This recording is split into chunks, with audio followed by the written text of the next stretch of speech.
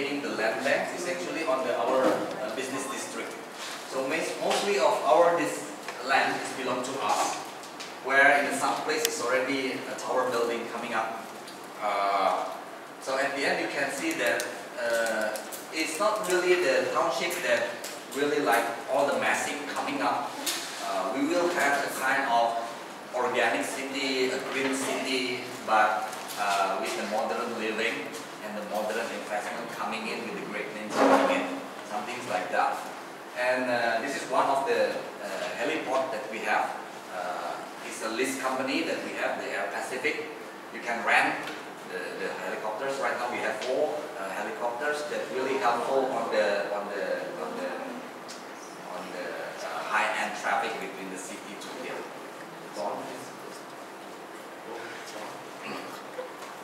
Okay. So this is one of the reasons that we go to the government and say that the urbanization in Indonesia is very high. So that's why the HCT will check out one of the solutions that can solve this problem. When everybody after looking for the university in the big city, looking for the work and having the family and so on, is actually in the big cities in Indonesia. So every villager will come, and then how you will prepare your central town for this kind of movement. You cannot stop that movement because 80% of money in Indonesia run in Jakarta and the big city of Indonesia. So everybody will come to Jakarta, Surabaya, Medan, and you will have that kind of new settlement, huge settlements coming in. So we come to government and say, hey, we have an city that you have to take a look, and then give us a lot of opportunity to develop with you with this kind of new concepts. Please go on. When you look at Lippo Group, what the plot ratio? Who sets the plot ratio? The plot ratio, you will have very strict plot ratio in Jakarta, but I can say that outside Jakarta is actually you can set up the plot ratio. I can describe. The thing is like this: we don't want to just set out our plot ratio.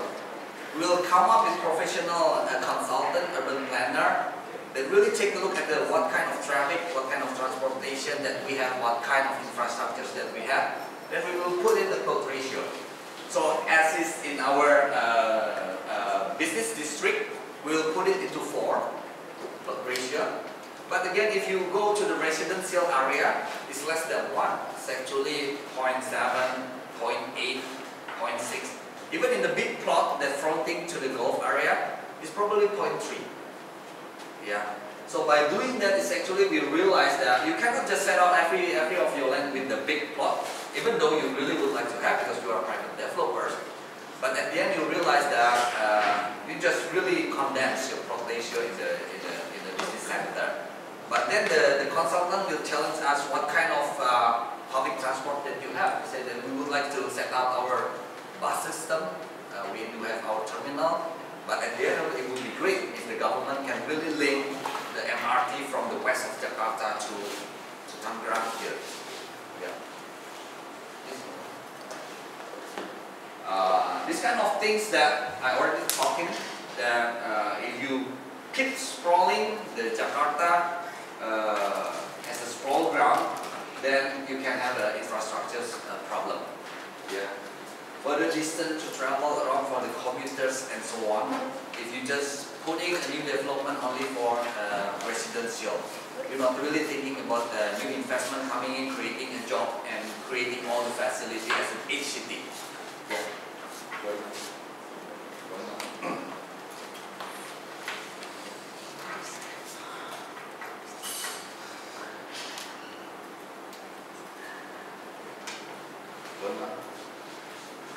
So the pattern, the concept that we will feel that Lippo village should have is actually the HCT. Well, actually, this kind of the things that also happen in Shanghai. It's actually Shanghai has had the big development with the 9 cities, which is also HCT. Each city is actually independent. They have their own specialty, probably industry, but it's not more an industry. they will have that kind of complete city with the retail coming in with all the things. So people will sustain in that kind of city. So that's why one of the identity that we put and the concept that we put is actually we would like to create the 8th city. Yeah. So we said to the government there's a lot of opportunity to create the Jakarta and the multi-node. Like in the south of Jakarta is actually already Depok. Depok has a lot of good university. The University of Indonesia also placed there. So why don't starting to think of the 8th city for the education over there? When you put all the infrastructure, you put all the facility for the education and support that. In the east of Jakarta is actually the biggest industrial town. I think it's bigger than Jurong, but it's not as good as Jurong. Because over there is actually every private developer is actually building their own industrial estate. Like we have here Lippo sekarang about 2,000 hectares development. Our neighbor Jababeka is probably 4,000 hectares. So you can see that kind of planning is actually, I can say, it's not integrated well. So everyone is just building with their own concept and so on. Right. But there is an opportunity to really try to look at all the development on the east and becomes the city of the industrial and creating a kind of new linkage system and the new integrated in east of Jakarta. Let's say this kind of node can happen with their own identity. And we are here actually, in the west of Jakarta. Jakarta right now is growing east and south. Growing to the north, we have to see that there is a possibility for the reclamation. Right now, many of the developers in the north of Jakarta going further about 3 kilometers to the sea. But I believe there is a technical problem after the 3 kilometers. So the growing of the North Jakarta will stop on 2 kilometers after Pantai Jakarta. Going to the south is actually the mountainous area and the reservoir for the water. So it's Bogor, it's already mountainous area that the Jakarta cannot go further to the south. So actually the infrastructure system from the Sumatra and Java, we do have toll connected from Sumatra to the east. So Jakarta is growing west and east side. The east more to the industrial, the west side to the more to this kind of city coming in. Yeah. This is the criteria that we try to set out. The city has to be around 30 to 60 kilometers from the mother city, but it has to be very integrated connection, not only the physical but also the ICT infrastructure also has to be happening. So right now here in Lippo village we are connected by the pipeline gas, connected by the optic fiber from Jakarta coming in as well.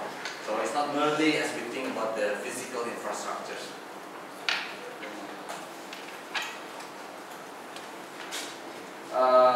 This is one of our thinking as well. That we say to the government that you have to take care of the lower class.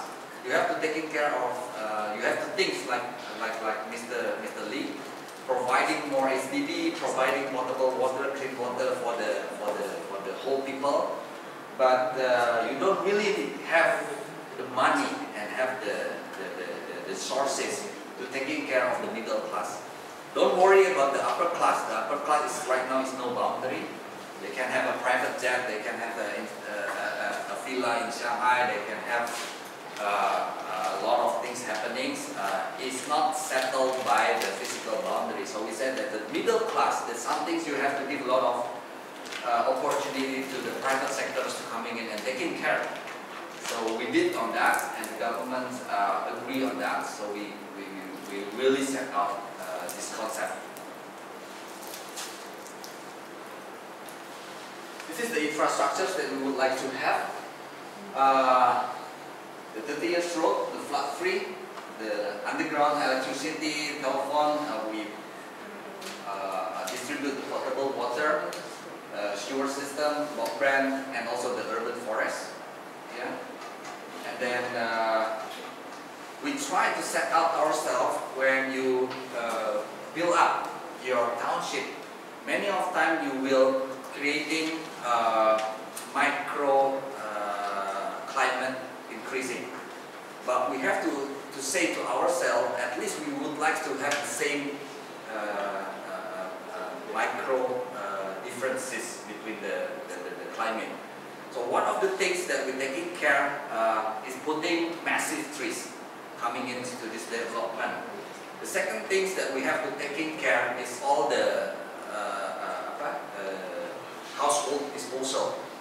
Yeah, the household disposal that can create the methane, and the methane can create the climate, and so on and so on. We have to taking care of that. The third thing that we have to take care is the pollution from the diesel, from the public transport, from the government that coming in. So we would like to control that kind of traffic as well. So by the end of the day, we try to say we have to retain the microclimate the same. Yeah. How to do this is actually really challenging, and a lot of discussion on that now in the sustainable things. That's the dream. How many point of the dreams that we already received? Environment self-sustainability, I think 80% of that we already create. Zero carbon, we go in that direction, but still on the way going to that.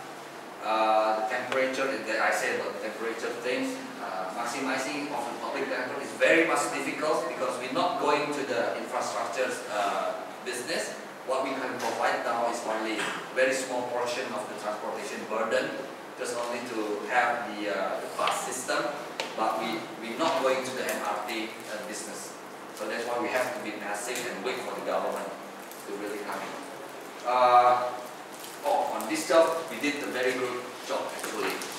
Many of the mayors in the world, Shanghai mayor, even in the States, coming and then to learn from us. Actually, how we can really create from the privatized municipal can be a profit centers. That the things that every mayor in the world would like to see, and then would like to discuss with us. Okay, going on.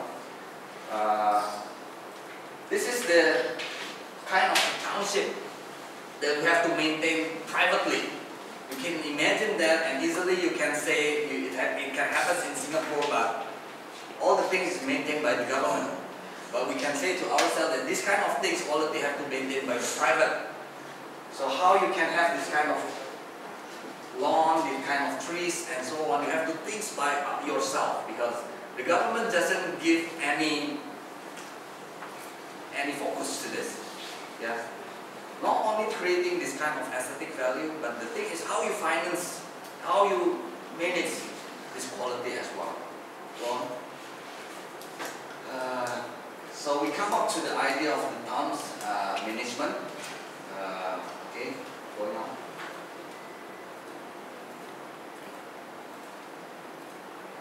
We say to the government that they have to maintain all the small portion, human resources, technical skill, and to the grassroots. But let's have this into our hands. Yeah. So the government at the end of the day agree. They give us